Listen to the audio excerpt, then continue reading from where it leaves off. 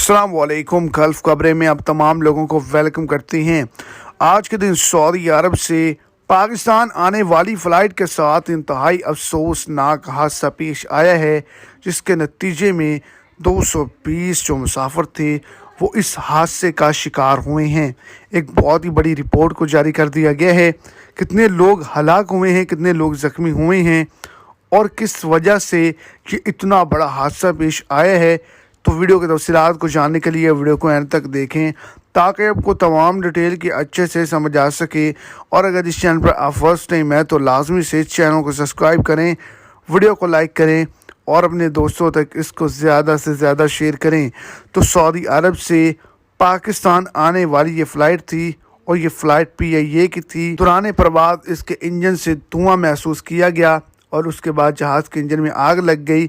उसको फौरी तौर पर करीबी एयरपोर्ट पर लैंड करवाया गया और कोई भी किसी भी किस्म की जानी नुकसान का सामना नहीं हुआ।